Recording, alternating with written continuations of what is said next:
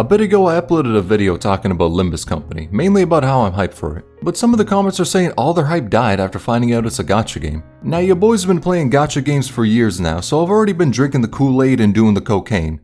Granted, the coke isn't really related to gacha games. But because I've played them for a while, seeing a franchise make a gacha game doesn't immediately make me hate it. However, to some people, gacha games are evil. And honestly, I can't fully disagree. I mean shit, if you hold the power to make somebody spend rent on anime titties, then that has to be some black magic. But as I was thinking about it more and more, I had the question, are gacha games inherently evil? When you see a gacha game, is it immediately some scummy shit the CEO of EA dreamed up? Or when you see a gacha game player, are they depressed with a gambling addiction? Okay, I'd vouch and say most gacha game players do have a gambling addiction, and our depression reappears with every new banner. But what are some examples of absolutely degenerate gacha games? And no, I'm not talking about the hentai ones I play daily. I'm talking about the ones which are scams or straight up try to scam their players. If we look at scams gacha games have pulled, one of the biggest is Grand Blue Fantasy. Now I can't talk about how the game is overall because I haven't played it, but I can talk about one huge incident the game had, Monkeygate.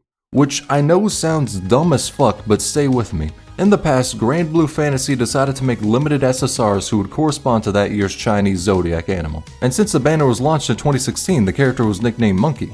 Now since she was a limited SSR, many people wanted to get her, and during her banner, a streamer went live showing their pulls. The rate for an SSR is 6% on that banner, but Monkey and 2 other characters were rate up. Now, if you're a fellow degenerate, you may be thinking that 6% isn't that bad. I mean shit, some gachas are literally a less than 1% chance for an SSR. 2,000 rolls later and he finally gets his first copy of the monkey. A motherfucker from Balloon's tower defense made him spend 6 grand. He spent the equivalent of working 521 hours at a minimum wage job for a fucking lolly. Now you may be thinking he got hoed over by gacha rates and didn't get many SSRs, but the thing is, he got SSRs. They were only the 2 other rate up characters, not the limited one. And it wasn't just him. Soon players came to the realization that the 3 rate-up characters don't have equal odds. The limited was considerably more rare than the other 2. But Grand Blue never showed the rates for individual characters, so nobody knew until many people spent thousands. In response to the outrage, Cygames made a Spark system, posted the individual rates for characters, and refunded 100% of rolls that were done on that banner. Now that response is godlike, but it's because they quite literally scammed their players. Now, at the very least, Grand Blue is, from what I heard, a good game. But what about a gacha game that's ass to its players and is not fun to play at all? Enter in Kingdom Hearts Union Cross, by far one of the least crackheaded names a Kingdom Hearts game was given. Quite honestly, I'm shocked it isn't Kingdom Hearts Union divided by 343 studios over the square root of 0.28 birth by power creep. Believe me, I've played all Kingdom Hearts games. A name like that is a normal, it is by far not the exception. But speaking of power creep, let's talk about this game. First, I'm gonna lay down a foundation for some bullshit. The stamina system is ass and you need to go through 200 stages until the story starts to get good. The gameplay is the most basic fucking shit. You either buff an attack or defend like a pussy and do chip damage. Motherfucker, navigating Google Maps is a more mentally complicated task. And to complete hard events, you need an overpowered unit. Brain power isn't getting you shit anywhere. You need the wallet to buy the units so you can finish hard stages. And the rates are dog shit, but they don't actually state the rates. And they give you no fucking currency. Every 5 quests grants you 150 jewels, but 3,000 are needed for a 10 pull. And since the rates are ass, good luck getting good units. If you don't have strong characters, then you won't be able to finish later quests because the gameplay boils down to you needing big numbers instead of actual strategy. When I play games, I like to not think and unga bunga it, but even to my coke-riddled brain, there's something wrong with a combat system like this. And so many medals get power crept with basically every new banner. Kingdom Hearts Union Cross is exactly what many people view gacha games as, a money pit that is always looking to scam you, instead of making a game people will enjoy. Kingdom Hearts was dearly beloved by many when they were kids, and after becoming adults, Union Cross looked to teach them the horrors of life by scamming them. Thankfully though, Union Cross was pretty easy to scout out as ass from the beginning. It's like watching this video and just knowing that person's a crackhead. However, this is a game that was originally amazing, then update after update, it got worse and worse. I'll keep this brief by only talking about their most recent controversy, mainly because I'd have to make a separate video if I wanted to talk about everything this game has fucked up. The game is called King's Raid. Now in the update that killed the game, here's what they did. Nerfed many units and told healers a low-tier god speech. Your life is nothing. You serve zero purpose. Made unique items just stat sticks and changed upgrading weapons to the most pay-to-win RNG bullshit. When upgrading a weapon, you have a 50% chance to get the weapon to the next tier, but if you fail, you go down a tier. So you could go to 11 stars on a weapon, or drop to 9 if your weapon had 10 stars. And the materials for upgrading are very rarely given to free-to-plays, but thankfully, you can buy them in the shop with real money. And the worst part is, King's Raid used to be fucking beloved. Now it's complete ass. Imagine that, you spend hundreds in a game you love for the developers to be grossly incompetent and make the game terrible because of their greed.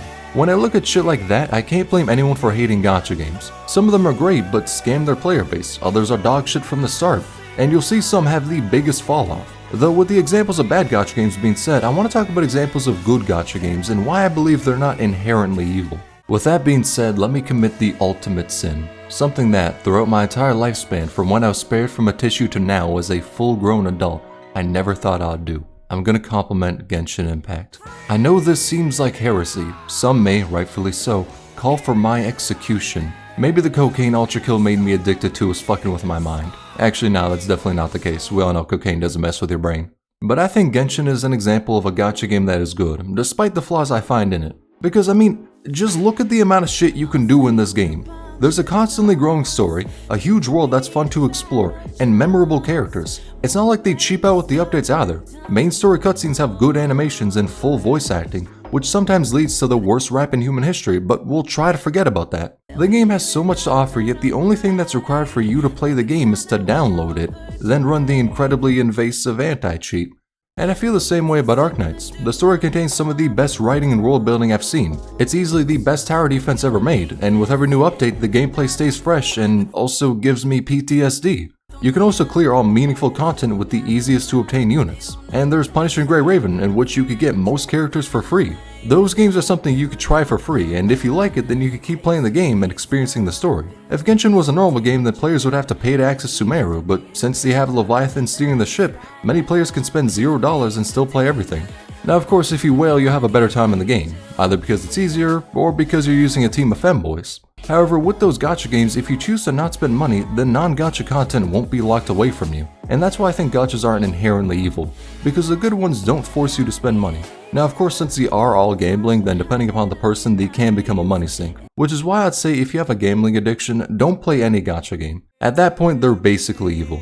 I don't want to sound like I'm trying to white knight gachas either. After all, the business model is literally fucking gambling, some of the inherently scummiest shit. Ethically, they're pretty fucked. But I don't think they're all ass if some exist where players can choose to spend nothing and still have a great experience. When done correctly, they become some of the easiest games to recommend, but if they're made with the company looking to scam their players, then they are some of the worst games I've ever seen, which unsurprisingly, most gacha games are looking to scam their players.